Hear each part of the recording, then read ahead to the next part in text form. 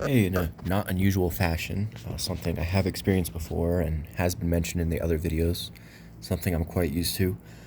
Late in the night, it seems I was anesthetized, against my will. I keep my door locked and stuff, but they manage, they brag about being special forces and stuff. And, I was gassed out and put under anesthesia. And then when they took me where they wanted to take me, I guess they drugged me for a little interrogation session. They had me enter somebody's home. They had me sit on a couch and eat popcorn, surrounded by strangers. Um, and then they eventually ushered me into a room with another woman. Uh, my memory serves right. She was Daisy. Uh, she seemed uh, she seemed Indian, and they had me sit on her bed and look at music on her phone.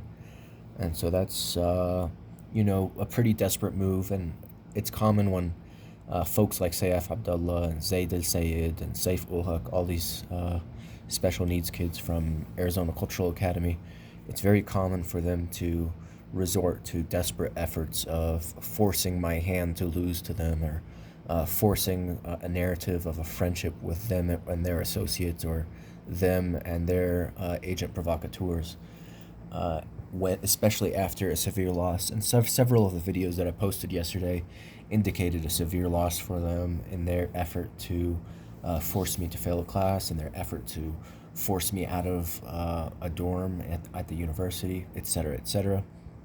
And so I find it really important that you guys hear about all about this and you guys understand, hey, oh, this is, the kind of efforts that these folks resort to. Oh, this is what these special forces that work for the presidents and the senators and the representatives, this is what they do, these Secret Service folks. This is what they do with their free time. This is what they do with when they abuse their powers.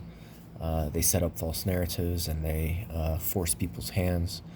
They force people's bodies to do things they don't want to do, etc., etc. Now, in the last time I discussed something like this, I believe it was Saif ul Haq's wife, fiance, girlfriend, whatever. She's always, wishy-washy, somewhere in between the three. I believe it was her that snuck into my dorm and bragged about taking photos while laying next to me, or she bragged about taking a video and me willingly cuddling her.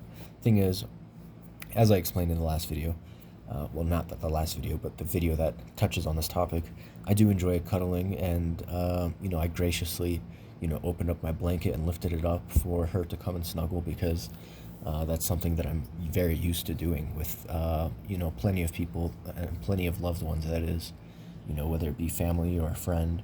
It's like sometimes you're camping and it's cold. Sometimes you really love somebody and you want to be close to them, and so, out of my nature, I did that, but I was definitely drugged, and she bragged about having put a phone on the dresser to videotape what was happening.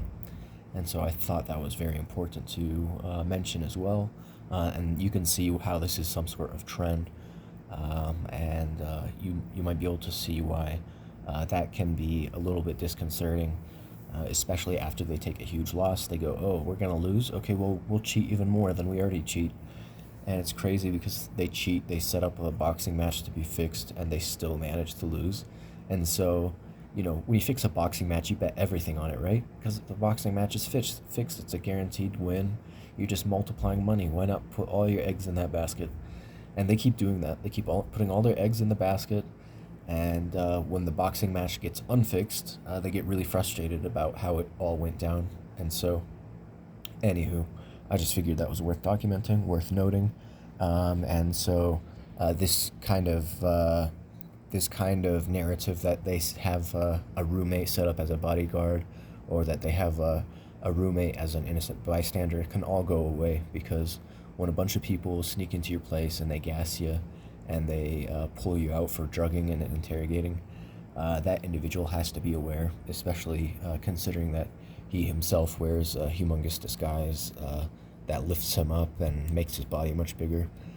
All of that information can be taken into consideration and uh, be well understood. It's no longer some sort of secret that he himself is a piece of shit that has been messing with my room, and messing with me in my sleep. And so, just a little update, but a very pertinent one, because things like this, or things like Jacqueline Braden, who goes by the pseudonym Diane Feinstein.